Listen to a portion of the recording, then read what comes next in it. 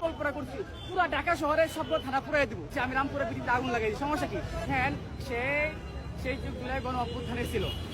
আপনি দেখেন যারা 1971 সালে যারা মুক্তিযুদ্ধে অংশগ্রহণ করছে, তারা আমরা জাহানা ইমামের বই পড়ি, আমরা মুক্তিযুদ্ধের চেতনা বই পড়ি, গল্প পড়ি, এটা বীরত্বের একটা মানে ভাষা প্রকাশ, গল্প উপন্যাস আমরা পড়তেছি না।